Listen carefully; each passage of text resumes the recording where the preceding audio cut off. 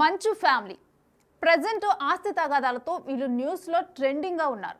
అయితే ఇంకో వివాదం కూడా ఇప్పుడు వీరు చుట్టూ అల్లుకుంది. ఏంటంటే న్యూస్ కవర్ చేయడానికి వెళ్ళిన జర్నలిస్టులను ఇటు మోహన్ బాబు బౌన్సర్లు రెచ్చిపోయి వారిపై దాడి చేశారు. అయితే కెమెరాలు లాక్కొని మరి వారి మీద దాడి చేశారు. అయితే ఆ దాడిలో గాయపడ్డ జర్నలిస్టుల దృశ్యాలను కూడా మనం చూస్తున్నాము. ఏ విధంగా అంటే ఒక చెవికి తగిలిందంటే వారు ఏ విధంగా అంటే ఎప్పుడు చేతులకి గాయాలు, అక్కడ కోసుకుపోయిన ఘాటులను మనం చూస్తున్నాము. ఈ విధంగా జర్నలిస్టులను వీళ్ళు గాయపరచడం జరిగింది. అయితే వాళ్ళ దగ్గర ఉన్న కెమెరాలు, సెల్ ఫోన్లో వీటికి సంబంధించి న్యూస్ని వాళ్ళు ఎప్పుడు బంధిస్తూ ఉంటారు. సో అలాంటి టైంలో వాళ్ళ దగ్గర ఉన్న కెమెరాలు, సెల్ ఫోన్లు లాక్కొని ఇటు బౌన్సర్లు చితకబాదారు. ఇటు జర్నలిస్టు ఉమాశంకర్, అదేవిధంగా కెమెరామన్ నరసింహ వీరిద్దరికీ కూడా గాయాలయ్యాయి. ప్రస్తుతం అయితే వారిని చంద్రగిరి ఏరియా ఆసుపత్రికి తరలించారు. ఇక మరోవైపు అసలు ఈ బౌన్సర్లు దాడి చేయడాన్ని జర్నలిస్టు సంఘాలు అయితే ఆందోళన వ్యక్తం చేస్తున్నాయి. ఈ విధంగా జర్నలిస్టులను ఎక్కడైనా సమాజంలో ఉన్న లోపాలను కానీ వీటన్నిటిని కూడా వెలికి తీసేవాళ్ళు జర్నలిస్టులు. అలాంటి వ్యక్తుల పైన ఇప్పుడు మోహన్ బాబు బౌన్సర్లు రెచ్చిపోయి మరీ దాడి చేశారు. సో దానికి సంబంధించిన దృశ్యాలను మనం చూసాము. అయితే ఇప్పుడు మనతో పాటు మాట్లాడటానికి జర్నలిస్ట్ ఉమాశంకర్, ఎవరైతే దాడిలో గాయపడ్డారో వారు ఉన్నారు. వారిని అడిగి తెలుసుకుందాం. ఉమాశంకర్, ఆ బౌన్సర్లు ఏ విధంగా రెచ్చిపోయి అసలు మీ మీద దాడి చేశారు? మేడం, ప్రస్తుతం మోహన్ బాబు ఇష్యూ జరుగుతున్న నేపథ్యంలోనే మేము జనరల్ గా కవరేజ్ చేయడానికి అక్కడికి వెళ్ళాము. అంటే జస్ట్ విజువల్ తీసుకోవడానికి వాళ్ళ ప్రెమిసెస్ లో కాకుండా రోడ్డు పైన ఉన్నాం. రోడ్డు పైన నిల్చొని జస్ట్ కాలేజ్ ఎంట్రన్స్ విజువల్ తీసుకుంటుండగా కొంతమంది బౌన్సర్స్ వచ్చారు. అక్కడ రాగానే నన్ను తోయడము, అదే రకంగా మా కెమెరామెన్ పైన కొంత దాడి చేసే ప్రయత్నం చేశారు. ఆ తర్వాత మేము ఇక్కడ నుంచి వెళ్ళిపోతాము అని చెప్పి చెప్తున్నప్పటికీ కూడా కొంతమంది అక్కడ అన్నోన్ పర్సన్స్ వచ్చి మమ్మల్ని పరిగెత్తించి దాడి చేసే ప్రయత్నం అయితే చేశారు. దాంతో పాటు కూడా ఆ కెమెరాను లాక్కునేశారు. మా దగ్గర ఉండే ఫోన్ లాక్కునేశారు, కెమెరా లాక్కునేశారు. దాదాపు 20 నుంచి 25 మంది అన్నోన్ పర్సన్స్ వచ్చారు. అక్కడ ఉండే బౌన్సర్స్ కాకుండా, సెక్యూరిటీ గార్డ్ కాకుండా దాదాపు 25 మంది అన్నోన్ పర్సన్స్ వచ్చి మమ్మల్ని పూర్తిగా చుట్టుముట్టేశారు. మేము కనీసం అక్కడ నుంచి పరిగెత్తే ప్రయత్నం చేసినప్పటికీ కూడా మమ్మల్ని తరుముకొని దాడి చేసే ప్రయత్నం అయితే చేశారు. అయితే ఆ తర్వాత ఒక జీప్ తీసుకొని వచ్చి పెట్టారు. ఆ జీప్ లో బలవంతంగా ఎక్కించుకొని ఎక్కడికో తీసుకువెళ్ళాలని చెప్పి ట్రై చేశారు మేడం. ఆ తర్వాత మేము బలవంతంగా అక్కడ నుంచి పక్కకు తప్పుకున్నాము. తర్వాత కాలేజ్ లోపలికి తీసుకొని వెళ్ళి పెట్టేసి మా దగ్గర ఫోన్లు, అదే రకంగానే ఉన్నటువంటి ఎక్విప్మెంట్స్, మా దగ్గర మొత్తం ఉన్నటువంటి వస్తువులన్నీ కూడా వాళ్ళే స్వాధీనం చేసుకున్నారు. ఆ చిప్పులు అవన్నీ కూడా తీసుకునేశారు. ఈవెన్ రోడ్డు పైన పరిగెత్తించి కొట్టారు మేడం. ప్రస్తుతం కెమెరామెన్ కి తీవ్ర గాయాలయ్యాయి మేడం. నన్ను మాత్రం తలపైన పూర్తిగా దాడి చేశారు. ఉన్నటువంటి ఎక్విప్మెంట్ మొత్తం కూడా కిందకి రోడ్డు పైన వేసి కొట్టడం జరిగింది. దాంతో పాటు కూడా దాడి చేసిన తర్వాత 20-25 మందికి అక్కడ ఉన్నటువంటి పిఆర్ఓ సైగ చేస్తున్నాడు మేడం. ఎక్కడి నుంచో ఫోన్లు వస్తున్నాయి. ఫోన్లు వస్తున్న వెంటనే కొంతమంది యాడ్ అవుతున్నారు. వాళ్ళు కొట్టే ప్రయత్నం చేస్తున్నారు. ఖచ్చితంగా ఫస్ట్ స్టార్టింగ్ బౌన్సర్స్ ఉన్నారు మేడం. బౌన్సర్స్ కొట్టిన తర్వాత మళ్ళీ లోపలికి వెళ్ళి వాళ్ళు డ్రెస్ చేంజ్ చేసుకొని కొంత అన్యూనిఫామ్ లో వచ్చి దాడి చేసే ప్రయత్నం చేశారు. ఎట్టకేలికి మేము అక్కడ నుంచి తప్పించుకొని వచ్చామని మాత్రం స్పష్టంగా చెప్పచ్చు. అయితే ఇప్పుడు చూస్తుంటే కనుక మీరు చెప్పిన దాడి జరిగిన పద్ధతి అయితే ఏదో ఇల్లీగల్ యాక్టివిటీ చేస్తుంటే కనుక చేస్తున్నట్లుగా ఆ దాడి అనేది అర్థమవుతుంది ఉమాశంకర్. అంటే జనరల్గా మోహన్ బాబు అనే వ్యక్తి ఒక పబ్లిక్ పర్సన్.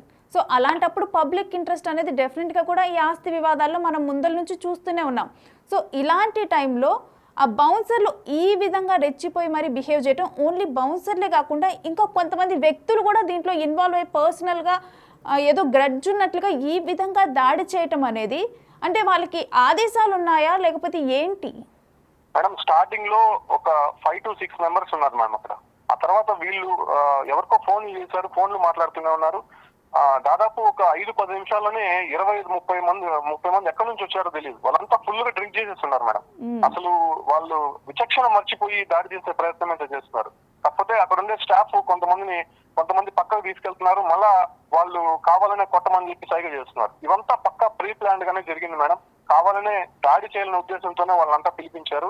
అసలు వాళ్ళు పూర్తిగా మద్యం సేవించి ఉన్నారు మేడం. ఈవెన్ మమ్మల్ని ఆ కాలేజ్ ప్రెమిసెస్ లోపలికి తీసుకెళ్లారు మేడం. యాక్చువల్ గా మనం కవరేజ్ చేసింది రోడ్డు పైన, వెహికల్స్ వెళ్లేటువంటి రోడ్డు పైన నిలబడుకునే చేశాము. అది వాళ్ళ కాలేజ్ ప్రెమిసెస్ కాదు, ఈవెన్ వాళ్ళకి సంబంధించినటువంటి ల్యాండ్ కాదు. సో అక్కడ నిలబడి మనం ఎవరైనా కవర్ చేయొచ్చు, బయటే ఉన్నాం. బట్ వాళ్ళు లోపలికి వచ్చి మమ్మల్ని తీసుకువెళ్ళిన తర్వాత కూడా కొంతమంది అన్నోన్ పర్సన్స్ మమ్మల్ని అక్కడ కూర్చోబెట్టి మరి నానా బూతులు తిడుతున్నారు. అక్కడ నుంచి మీ ఇంటికి వచ్చి దాడి చేస్తాము, మిమ్మల్ని చంపేస్తాము అన్నట్టుగానే వాళ్ళు బిహేవియర్ అనేది అక్కడ కనిపించింది. కనీసం మా ఫోన్లు అడిగాం మేడం. మేము మా వాళ్ళు ఫోన్ చేయాలి, ఫోన్లు ఇమ్మంటే కూడా మా ఫోన్లు పూర్తిగా లాక్కునేశారు. దాంతో పాటు కూడా కెమెరాను ఆ బ్యాగ్ మొత్తం కూడా ధ్వంసం చేసేశారు. రోడ్డు పైన ఎట్లా అంటే పరిగెత్తించి మా కెమెరామెన్ అయితే చాలా దాడి చేశారు మేడం. అంటే మీరు చెప్పారు పిఆర్ ఒకళ్ళు సైగ చేస్తున్నారు అని చెప్పారు. అంటే ఇవన్నీ కూడా పిఆర్ ప్రోద్బలంతో ప్రీ ప్లాన్డ్ గా జరిగాయి అనుకోవచ్చా? పక్కా మేడం. ఇది ఈవెన్ అక్కడ ఉండేటువంటి మెయిన్ హెడ్స్ ఎవరైతే ఉంటారో వాళ్ళందరూ కూడా ఫోన్ లో మాట్లాడుతూనే ఉన్నారు. ఈవెన్ ఎవరన్నా మాట్లాడితే కనీసం వాళ్ళు అక్కడ కొట్టడం ఆపేయాలి, లేకపోతే మాతో వచ్చి మాట్లాడాలి మేడం. అసలు మాతో మాట్లాడే ప్రయత్నం చేయలేదు. అక్కడ నుంచి ఫోన్లు వస్తానే ఇంకా వాళ్ళు ఎక్కువ దాడి చేసే ప్రయత్నం చేస్తున్నారు. కొంతమంది ఎక్కడి నుంచి వస్తున్నారో తెలియదు కానీ రోడ్ సైడ్ నుంచి అటు సైడ్ నుంచి మేము మా కెమెరామెన్ అయితే అక్కడ నుంచి పరిగెత్తే ప్రయత్నం చేశాడు. ఇంకా అతని పైన చంపే ప్రయత్నం చేశారు మేడం. పరిగెత్తే ప్రయత్నం చేసినప్పటికీ కూడా అతన్ని వెంబడించి మరీ కొడుతున్నారు వాళ్ళు. అసలు అయితే మీ దగ్గర నుంచి కెమెరాస్ సెల్ ఫోన్లు లాక్కున్నారన్నారు, వాటిని ధ్వంసం చేయడం జరిగిందా? ప్రెసెంట్ మీకు హ్యాండ్ ఓవర్ చేశారా? ధ్వంసం అయిపోయాయి మేడం. అవన్నీ పూర్తిగా ధ్వంసమయ్యాయి. కెమెరా బ్యాగు, ఈవెన్ కెమెరా, మా దగ్గర ఉన్నటువంటి లోగో అన్ని రోడ్డుకేసి కొడుతున్నారు మేడం ఈవెన్ వాళ్ళు.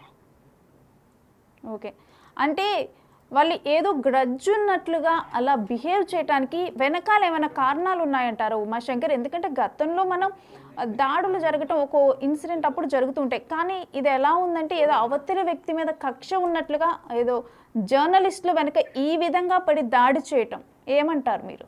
మేడం ఒకటి మేడం, అక్కడ ఉండే వాళ్ళు ఎవరో నాకు తెలియదు మేడం.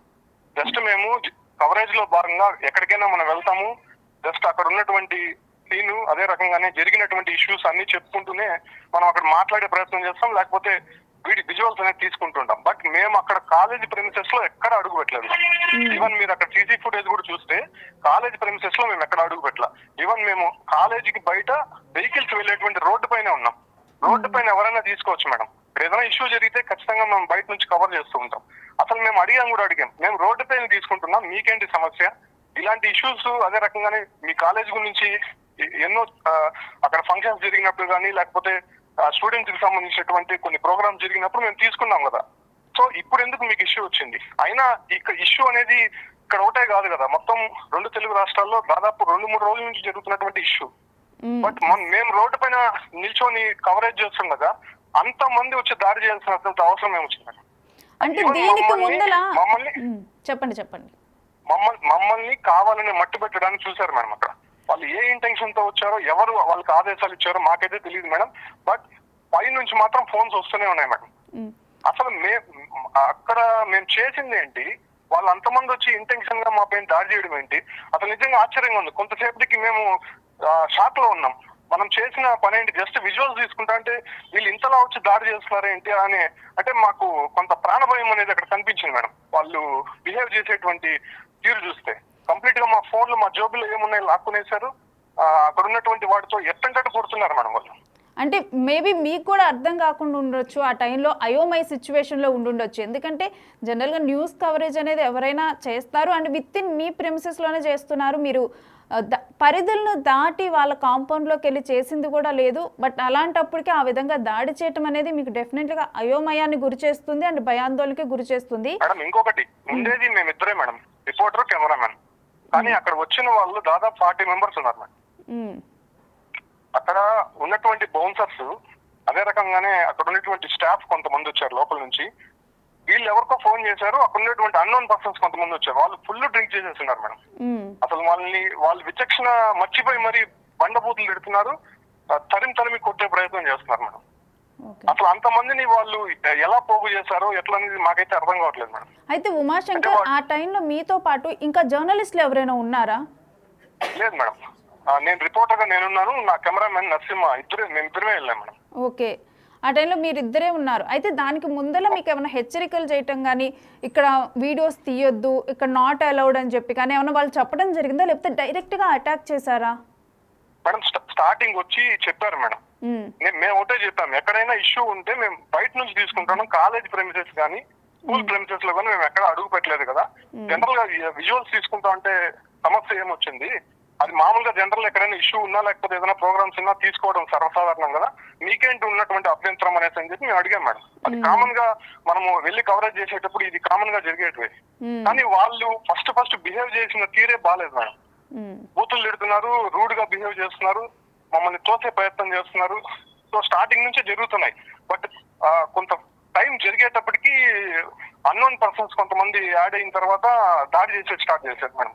ఓకే, అంటే ఉమాశంకర్ జనరల్గా చూస్తే ఆ ప్రిమిసెస్లో అక్కడ మీరు వీడియో తీసా అన్నారు, అంటే దాంట్లో ఏమైనా అంటే వాళ్ళకి ఇబ్బంది కలిగించే విజువల్స్ ఏమైనా ఉన్నాయా ఏంటి, అందుకు వాళ్ళు దాడి చేయడం జరిగిందా? అసలు ఆ విజువల్స్లో ఏమున్నాయి మీరు తీసిన విజువల్స్లో? మేడం విజువల్స్ ఏం లేదు మేడం, కాలేజ్ ప్రెమిసెస్ ఉన్నాయి. జస్ట్ అంటే కాలేజ్ కు సంబంధించినటువంటి ఆస్తుల్లో కూడా గొడవలు ఉన్నాయని చెప్పి జరుగుతోంది కాబట్టి, స్పెక్యులేషన్ జరుగుతోంది కాబట్టి దాని గురించి నేను వివరిస్తూ చెప్పాను మేడం. అది కూడా నేను రోడ్డు పైనే ఉన్నాను. అంటే ఇక్కడే కాదు, ఓవరాల్ గా మనం బ్యాక్గ్రౌండ్ అనేది ఎక్కడైనా పెట్టుకుంటుంటాం కదా, సో ఆ రకంగా బ్యాక్గ్రౌండ్ పెట్టుకుని నేను జస్ట్ అక్కడి నుంచే నేను మాటలు అనేది చేస్తూ ఉన్నా. సో ఆ టైంలోనే అసలు వాళ్ళు దాన్ని అబ్జెక్షన్ చెప్పడము, కొంతమంది రూడ్ గా బిహేవ్ చేయడము, సో ఇలాంటివి జరిగాయి మేడం. అక్కడ దాదాపు ఒక ½ అవర్ పాటు మా ప్రాణాలు గుప్పెట్లో పెట్టుకుని అక్కడ ఉన్నట్టయితే జరిగింది మేడం. దాని తర్వాత జీప్ ఒకటి తీసుకొని వచ్చారు, దానిలో ఎక్కించే ప్రయత్నం చేశారు, కానీ మేము బలవంతంగా ఎక్కలేదు. దాని తర్వాత కాలేజ్ ప్రెమిసెస్ లోపలికి తీసుకొని మమ్మల్ని ఒక ప్లేస్ లో కూర్చోబెట్టారు. కూర్చోబెట్టి అక్కడ కాలేజ్ స్టాఫే మేడం, అక్కడ ఉన్నటువంటి కొంతమంది కాలేజ్ స్టాఫే బండబూతులు తిడుతూ మమ్మల్ని హెచ్చరిస్తున్నారు మేడం, మిమ్మల్ని ఖచ్చితంగా ఏదో ఒకటి చేస్తామన్నట్టుగా. రైట్ ఉమాశంకర్, దీని మీద జర్నలిస్ట్ సంఘాలు కూడా ఆల్రెడీ ఆవేదన వ్యక్తం చేస్తున్నాయి. Thanks for responding.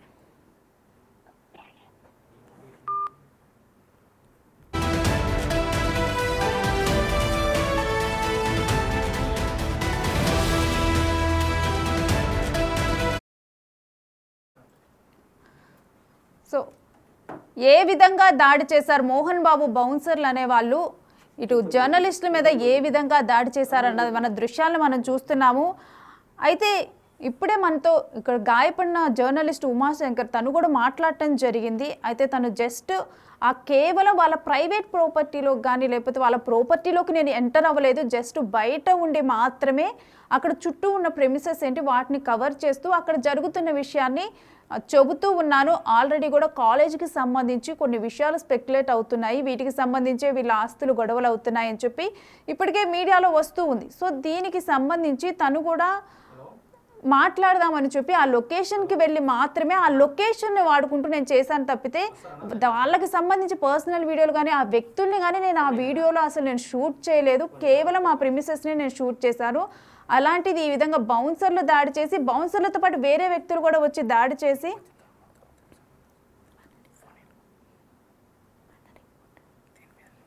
సో మరి అయితే జర్నలిస్టుల మీద ఈ విధంగా దాడి చేశారు. ఇప్పటికే జర్నలిస్టు సంఘాలు కూడా ఆవేదనని ఆందోళనని వ్యక్తం చేస్తున్నాయి. మరి దీనికి సంబంధించి డీటెయిల్స్ అనేవి ఇటు మా ప్రతినిధి తిరుపతి నుంచి దామోదర్ అందిస్తారు.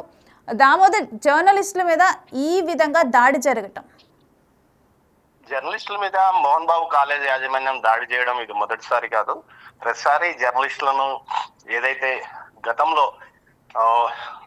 గతంలో కూడా చాలా సార్లు ఈ విధమైన జర్నలిస్టుల మీద దాడులు జరిగాయి. కాకపోతే అవి బయటికి రాని పరిస్థితి. ముఖ్యంగా కోటలాగా ఆ ప్రాంతంలోకి ఎవరిని రానివ్వరు.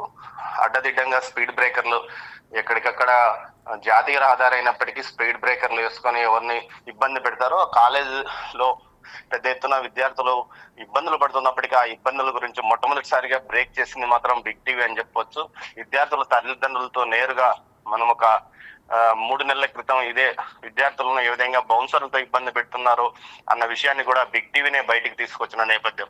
తాజాగా ఈ రోజు జరిగిన ఘటన చూసుకుంటే, ఏదైతే వారి కుటుంబ ఆస్తిలో వివాదానికి సంబంధించి హైదరాబాద్ లో గొడవ జరుగుతున్న నేపథ్యంలో అందుకు సంబంధించి ఇక్కడ తిరుపతిలోనే వారికి అతిగా పెద్ద ఎత్తున ఆస్తులు ఉంటాయి. సుమారు మోహన్ బాబు యూనివర్సిటీతో పాటు ఆ చుట్టుపక్కల పొలాలు కూడా కొన్ని వీరుకున్నాయి. వాటిని అన్నింటినీ చూపించడానికి ఓ టీవీ ఛానల్ అక్కడ ప్రయత్నిస్తూ ఏదైతే మోహన్ బాబు నివాసానికి ఎదురుగా లైవ్ ఇస్తున్న నేపథ్యంలో 2:30 గంటల సమయంలో దాడికి పాల్పడ్డారని చెప్తున్నారు. ముఖ్యంగా ఏదైతే 10 మంది బౌన్సర్లతో పాటు మద్యం మత్తులో ఉన్న మరో 20 మంది, మొత్తం 30 మంది కలిసి అసలు వారి ప్రైమిసెస్ లో కూడా లేకుండా ఏదైతే వారికి ఇంటి ఎదురుగా రోడ్డు ఇటువైపుగా ఉన్న వారి మీదకి వచ్చి దాడి చేశారు. ఈ దాడిలో ఏదైతే కెమెరాతో పాటు కెమెరాను పూర్తిగా ధ్వంసం చేస్తారు. ఆ తర్వాత కెమెరామెన్ నర్సింహులు అనే వ్యక్తిపై తీవ్రంగా దాడి చేశారు.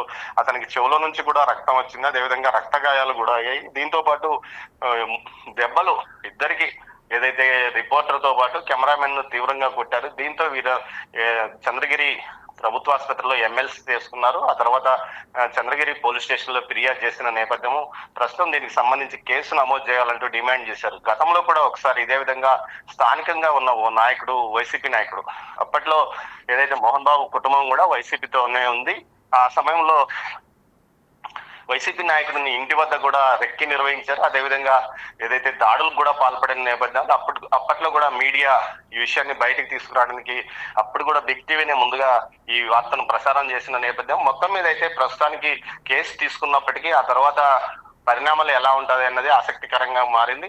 మొట్టమొదటిసారిగా అంటే గతంలో ఎవరైతే వైసీపీ నాయకులు కేసు పెట్టారో అప్పట్లో ఉన్న ఓ ప్రజాప్రతినిధి ఆ కేసును మరీ వెనక్కి తీసుకునే విధంగా చేశారని అప్పట్లో ప్రచారం జరిగింది. కానీ ఇప్పుడు మాత్రం జర్నలిస్టుల మీద దాడి జరిగిన నేపథ్యంలో ఖచ్చితంగా కేసు నమోదు చేయాలని జర్నలిస్ట్ సంఘాలు డిమాండ్ చేస్తున్న నేపథ్యంలో ఏదైతే మోహన్ బాబుకు వ్యక్తిగతంగా కార్యదర్శిగా ఉన్న గతంలో వరకు ఏదైతే మొన్నటి వరకు వైసీపీలో నాయకుడిగా ఉన్నాడు, ప్రస్తుతం అతను జనసేనలో చేరాడు. ఈ నేపథ్యంలో ఆ వ్యక్తి పూర్తి స్థాయిలో ఇక్కడ వ్యవహారాలన్నీ అతనే చూస్తుంటాడు. అతని నేతృత్వంలోనే ఈ దాడి జరిగిందని కూడా ఒక ప్రచారం జరుగుతుంది. ముఖ్యంగా అతని సలహా సూచనల మేరకే మొత్తం ఏదైతే మొత్తం వ్యవస్థ అక్కడున్న సెక్యూరిటీ వ్యవస్థ కానీ బౌన్సర్లు కానీ అతనే మొత్తం చూస్తుంటాడు. ఈ వ్యవహారంలో అతని పాత్ర ఎంత అన్న విషయంలో కూడా పోలీసులు దర్యాప్తు చేస్తున్న పరిస్థితి. మొత్తం మీద అయితే మొట్టమొదటిసారిగా మోహన్ బాబు కుటుంబం మీద, ఏదైతే మోహన్ బాబు సంస్థల మీద, జర్నలిస్టుల మీద దాడి నేపథ్యంలో వారి మీద కేసు నమోదు అవుతుంది అని చెప్పవచ్చు. దామోదర్, అయితే ఈ దాడిని బౌన్సర్లతో రౌడీయిజం చేయించారు జర్నలిస్టుల మీద అనొచ్చా? ఎందుకంటే వారికి అయిన గాయాలు చూస్తే కూడా అదే విధంగా అనిపిస్తుంది.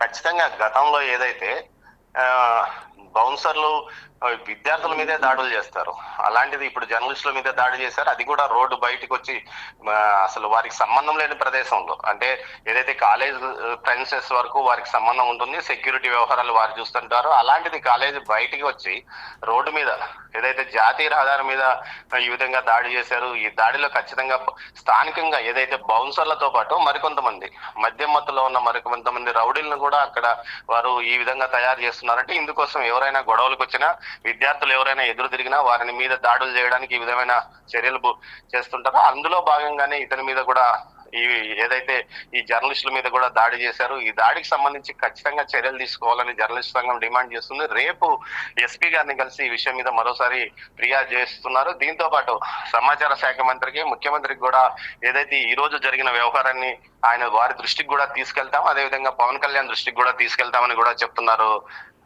Right, thanks for the details Damodar.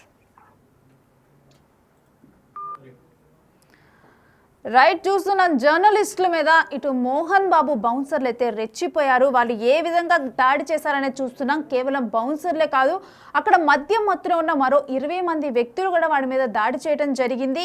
అయితే వారు వేసుకున్న చొక్కా కూడా చినిగిపోయేలాగా, అదేవిధంగా వారి ఒంటి మీద గాయాలను చూస్తే తెలుస్తుంది ఏ విధంగా అంటే ఒక రౌడీలాగా వారి మీద దాడి చేశారు. వారి దగ్గర ఉన్న సెల్ ఫోను, కెమెరాస్ని తీసుకొని పూర్తిగా ధ్వంసం చేశారు.